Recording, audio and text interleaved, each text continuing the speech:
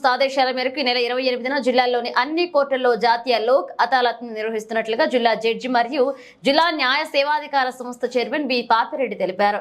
జాతీయ లోక్ అదాలత్ నిర్వహణ విషయమై జిల్లా కోర్టులోని తమ ఛాంబర్లో నిర్వహించిన మీడియా ప్రతినిధుల సమావేశంలో ఆయన మాట్లాడుతూ రాజీ పడదగిన అన్ని కేసులను 28న నిర్వహించే జాతీయ లోక్ అదాలత్ లో పరిష్కరించుకోవచ్చని తెలిపారు.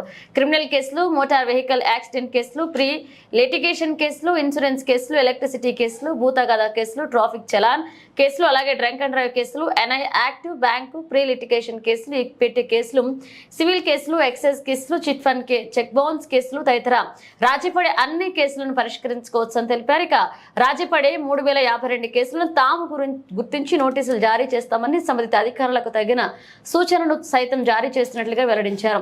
కేసుల పరిష్కారం కోసం 6 ప్రత్యేక బెంచ్లను ఏర్పాటు చేస్తున్నామన్నారు.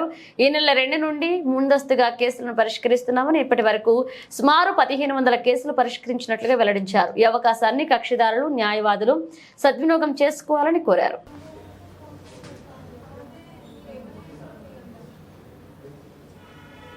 నెల 28వ తారీఖు జాతీయ లోక్ అదాలత్ జరపబడుతుంది. అన్ని కోర్ట్స్లలో కూడా ఈ లోక్ అదాలత్లో రాజీ పడదైనటువంటి క్రిమినల్ కేసులు అంటే కాంపౌండబుల్ కేసులు మరియు మోటార్ వెహికల్స్ యాక్సిడెంట్ కాంపెన్సేషన్ కేసులు, ప్రీ లిటిగేషన్ కేసులు, ఇన్సూరెన్స్, ఎలక్ట్రిసిటీ మరియు ల్యాండ్ డిస్ప్యూట్, ట్రాఫిక్ ఛాలెంజ్, మిగతా మన చెక్ బౌన్స్ కేసులు కానీ మిగతా అన్ని కేసులు కూడా రాజీ కుదుర్చని చట్టం ప్రకారం ఈ లోక్ అదాలత్తో రాజీ కుదుర్చబడుతుంది. ముఖ్యంగా ఏంటంటే దీంట్లో కాంప్రమైజ్ అయితే అప్పీల్ అనేది ఉండదు.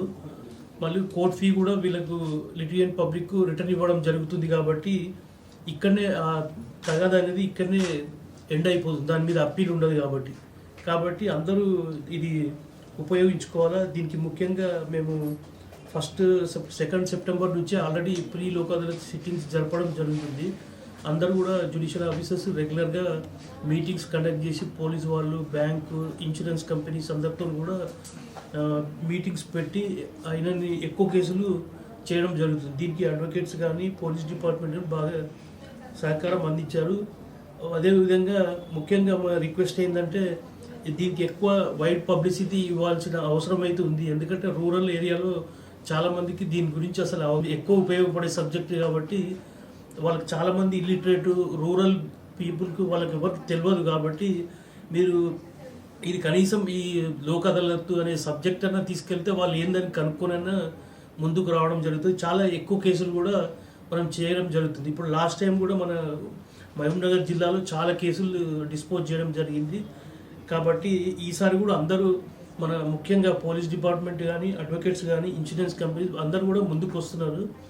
లాస్ట్ టైం కంటే ఎక్కువ డిస్పోజల్ రావాలని చెప్పి మీకు పైన కేసులు డిస్పోజ్ అయింది లాస్ట్. ఈసారి 10,000 వరకు దాటిపోవాలని చెప్పి అనుకుంటున్నాను.